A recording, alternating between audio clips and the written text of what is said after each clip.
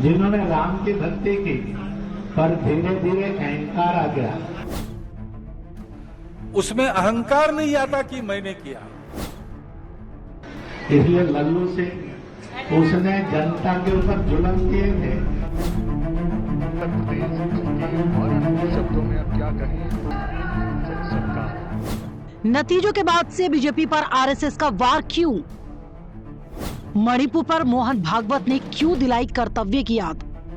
अब 1 साल से मणिपुर शांति की राह देख रहा है, उसकी आग में अभी तक जल रहा है, त्राही त्राही कर रहा है। कौन उस पर ध्यान देगा? किसके अहंकार के कारण बीजेपी नहीं कर पाई बहुमत पार? पर धीरे धीरे अहंकार आ गया। और अब सबसे बड़ा सवाल ये कि आखिरकार आरएसएस की तरफ से मोदी और बीजेपी पर इतने तीखे हमले क्यों हो रहे हैं? इस सवाल का जवाब तलाशने से पहले आरएसएस की राष्ट्रीय कार्यकारिणी के सदस्य और मुस्लिम राष्ट्रीय मंच के संरक्षक इंद्रेश कुमार का ये बयान सुनिए। लोकतंत्र के पर्व में कैसा है? जिन्होंने राम की भक्ति की, पर धीरे धीरे अहंकार आ गया, उस पार्टी को सबसे बड़ी पार्टी घोषित कर दिया। पर उसका और जो पूरा उसको मत मिलना चाहिए, जो शक्ति मिलनी चाहिए, वो भगवान ने अहंकार के कारण रोका। जयपुर में राम रथ अयोध्या यात्रा दर्शन पूजन समारोह में इंद्रेश कुमार ने राम मंदिर और अयोध्या को लेकर भी बीजेपी को खूब सुनाया। इंद्रेश कुमार फैजाबाद से हारे बीजेपी के उम्मीदवार लल्लू सिंह पर खूब बरसे। इसलिए लल्लू सिंह उसने जनता के ऊपर जुल्म किए थे। राम जी ने कहा थोड़ी देर 5 साल विश्राम कर ले, अगली बार देख लेंगे तेरा भी क्या करना। हालांकि इंद्रेश कुमार फिर अपने बयान से पलट गए कि जो राम विरोधी थे वो सत्ता से बाहर हैं और जो राम के भक्त थे वो सत्ता में हैं। इसलिए तीसरी बार प्रधानमंत्री श्री नरेंद्र मोदी बने हैं और देश उनके नेतृत्व में आगे जाने वाला है। अब लौटते हैं अपने सवाल पर कि आखिर वो क्या कारण रहे जिनकी वजह से आरएसएस के नेताओं को बीजेपी पर बरसने का मौका मिला। लोकसभा चुनाव में बीजेपी को बहुमत नहीं, 2019 के मुकाबले 63 सीटें कम। राम मंदिर निर्माण के बावजूद यूपी में भारी नुकसान। जहां राम मंदिर वहां भी बीजेपी उम्मीदवार की हार। पीएम मोदी की जीत का मार्जिन कम हुआ। 2019 के मुकाबले वोटिंग प्रतिशत में कमी आई। बीजेपी के वोट शेयर में भी कमी आई। 2024 के लोकसभा चुनाव के लिए प्रधानमंत्री नरेंद्र मोदी ने 400 पार का नारा दिया था। हर बूथ पर 370 नए वोटर्स को जोड़ने का लक्ष्य रखा गया था, लेकिन मतदान के दिन वोटर टर्नआउट में हर जगह कमी देखी गई। 2019 वोट शेयर 37.3%, सीट 303। 2024 36.6%, सीट 240, यानी -63 सीटें। यही नहीं, 2019 के मुकाबले बीजेपी का वोट शेयर कम हो गया और सीटें भी घटकर 303 से 240 रह गई। इसमें बीजेपी को सबसे ज्यादा नुकसान हिंदी पट्टी में देखने को मिला, जहां उसे 54 सीटों पर हार का सामना करना पड़ा। अकेले यूपी में बीजेपी को 29 सीटों पर मुंह की खानी पड़ी। 2019 में बीजेपी ने यूपी में 49.98% वोट शेयर के साथ 62 सीटें जीती थी, लेकिन 2024 में बीजेपी 41.3% वोट शेयर के साथ 33 सीटों पर सिमट गई। यूपी में भी बीजेपी को सबसे ज्यादा नुकसान पूर्वांचल में देखने को मिला, जो पीएम मोदी और सीएम योगी का कर्म क्षेत्र माना जाता है। यही वाराणसी है और यही गोरखपुर भी है।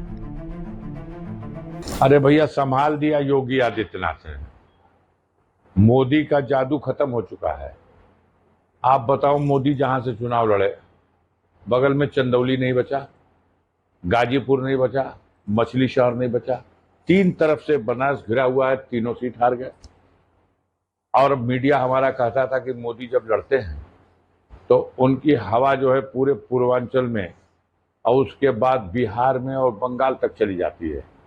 लेकिन वो तो अंतिम चरण में योगी आदित्यनाथ ने बनारस में आकर के एकदम खूंटा गाड़ करके इस बात का प्रयास कर दिया और अपने लोगों को तेज किया कि किसी भी सूरत से मोदी जी को जिता देना है। और नहीं, यकीन मानिए, मोदी जी भी चुनाव हार गए होते अगर इतना मजबूती से योगी आदित्यनाथ लगे। नतीजों के विश्लेषण का दौर जारी है और इन सभी में एक बात सामान्य है, जनता के बीच बीजेपी की पहुंच में कमी और वोट जुटाने में आरएसएस का कम सहयोग। इस बात की पुष्टि तब और मजबूती से हो गई जब खुद संघ प्रमुख ने ये बयान दिया। इसी मर्यादा रख के हम लोग काम करते हैं। काम करने वाला उस मर्यादा का ध्यान रखता है। वो मर्यादा ही अपना धर्म है, वो मर्यादा ही अपनी संस्कृति है। उस मर्यादा का पालन करके जो चलता है वो कर्म करता है, लेकिन कर्मों में लिप्त नहीं होता। उसमें अहंकार नहीं आता कि मैंने किया, और वही सेवक कहलाने का अधिकारी रहता है। संघ प्रमुख का ये बयान कहीं न कहीं बीजेपी के लिए बड़ी नसीहत है। यही नहीं, मणिपुर को लेकर भी मोहन भागवत का बयान सुर्खियां बन गया। कहा गया कि जैसे वाजपेयी ने राजधर्म की याद दिलाई थी, मेरा एक ही संदेश है कि वो राजधर्म का पालन करें, वैसे ही भागवत कर्तव्य बोध करा गए। जगह जगह और समाज में कलह ये नहीं चलता।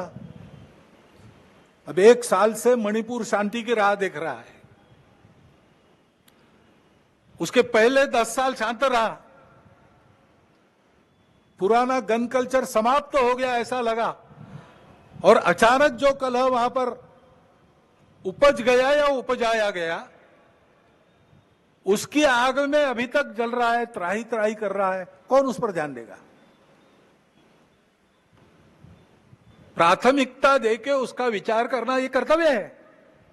बीजेपी भले ही मोदी सरकार का तीसरे कार्यकाल का जश्न मना रही हो, लेकिन संघ ने बता दिया कि जिन मुद्दों पर चुनाव से पहले ध्यान देने की जरूरत थी, उन पर अब तो काम करना ही होगा। जनता का मूड समझना होगा। अब राष्ट्रीय स्वयंसेवक संघ के मुखपत्र ऑर्गेनाइजर में छपे इस लेख को देखिए। रतन शारदा के इस आर्टिकल में 2024 लोकसभा चुनाव में बीजेपी की स्थिति और उसके पीछे के जिन कारणों का जिक्र है, उस बात से राजनीति की समझ रखने वाला हर व्यक्ति सहमत होगा। उम्मीदवारों के चयन में अनदेखी। रतन शारदा के मुताबिक लोकल उम्मीदवारों का बदला जाना, दल बदलुओं को ज्यादा महत्व देना, अच्छा प्रदर्शन करने वाले सांसदों की बलि बीजेपी के लिए नुकसानदेह साबित हुई। जनता की पहुंच से दूर रहे नेता। जनता की एक शिकायत ये भी थी कि जन समस्याओं के प्रति स्थानीय विधायकों और सांसदों का रवैया उदासीन रहा। कार्यकर्ताओं की अनदेखी। ऑर्गेनाइजर में छपे लेख में कहा गया कि बीजेपी आरएसएस कार्यकर्ताओं की हत्या पर संगठन में ये धारणा पैदा हुई कि नेतृत्व अपने कार्यकर्ताओं की परवाह नहीं करता। इनके अलावा भी कई और मुद्दे रहे जो बीजेपी के लिए हानिकारक साबित हुए। मसलन भ्रष्टाचार के आरोपियों को बीजेपी में शामिल किया गया। दूसरे दलों के नेताओं के आने से बीजेपी कार्यकर्ता नाराज हुए। टिकट बंटवारे में भी मनमानी के आरोप लगे।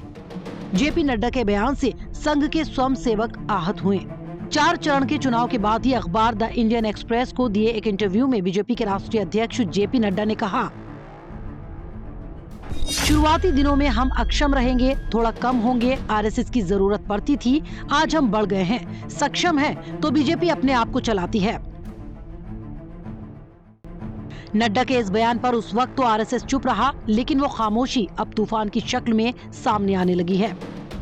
लेकिन क्योंकि अब आरएसएस और बीजेपी में हमें ऐसा लगता है कुछ दूरियां पैदा हो रही हैं, क्योंकि जेपी नड्डा साहब ने एक बयान दिया था कि अब बीजेपी को आरएसएस की ज़रूरत नहीं है, हम अपने ही बल पर चुनाव लड़ेंगे और हम जीतेंगे।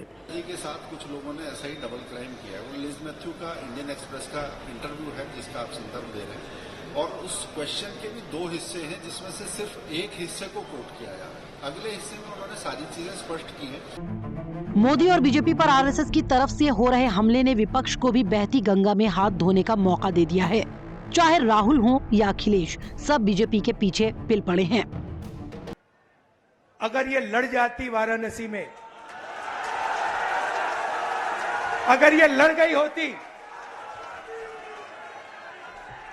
तो आज हिंदुस्तान के प्रधानमंत्री 2-3 लाख वोटों से वाराणसी का चुनाव हार जाते। यहाँ 2 तरह के भारतीय जनता पार्टी की सरकार में सांसद हुए। एक जो जिनको सर्टिफिकेट मिल गया है 2024 के चुनाव में, हमारे साथ यहाँ वो लोग हैं जिन्हें सर्टिफिकेट मिल गया, और दूसरी तरफ बहुत सारे ऐसे साथी हैं बीजेपी की सरकार में जिन्हें सर्टिफिकेट नहीं मिल पाया उनकी धांधली की वजह से। बीजेपी और आरएसएस दो अलग संगठन जरूर हैं, लेकिन आरएसएस ने हमेशा बीजेपी के लिए सियासी जमीन तैयार की है, जिसका बीजेपी ने राजनीतिक लाभ उठाया है। ऐसे में ये कहना कि बीजेपी और आरएसएस का जुड़ाव वैचारिक के साथ साथ स्वाभाविक भी है तो गलत नहीं होगा। 1980 में बीजेपी की उत्पत्ति से लेकर आज तक आरएसएस और बीजेपी का एक दूसरे से लगाव जग जाहिर है। चाहे पूर्व प्रधानमंत्री अटल बिहारी वाजपेयी हो या फिर पूर्व उप प्रधानमंत्री लाल कृष्ण आडवाणी या मौजूदा प्रधानमंत्री नरेंद्र मोदी, सभी ने अपने राजनीतिक जीवन की शुरुआत आरएसएस प्रचारक के रूप में की। 2007 में गुजरात के मुख्यमंत्री के रूप में मोदी ने एक इंटरव्यू में कहा था, मैं मूल रूप से राष्ट्रीय स्वयंसेवक संघ का स्वयंसेवक रहा हूं। हमें राष्ट्र के लिए सोचने के लिए तैयार किया गया है। ये मेरी आरएसएस की परवरिश है, जो मुझे जो भी काम सौंपा जाता है उसे अच्छे से करने में सक्षम बनाती है। मेरे पास संघ परिवार द्वारा मेरे लिए कोई समस्या पैदा करने का एक भी उदाहरण नहीं है।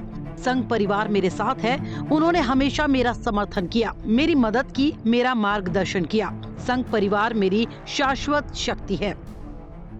तो कहा जा सकता है कि राष्ट्रीय स्वयंसेवक संघ के विचार, उसकी भाषा और उसकी इच्छा को नरेंद्र मोदी से बेहतर कोई नहीं समझ सकता है। उम्मीद है कि पिछले 10 बरस में सत्ता और संघ के बीच जो दूरियां बढ़ी हैं, उसे नरेंद्र मोदी अपने तीसरे कार्यकाल में जरूर पाटने की कोशिश करेंगे। संघ को वही महत्व, वही दर्जा मिलेगा जो अटल आडवाणी के जमाने में मिला करता था।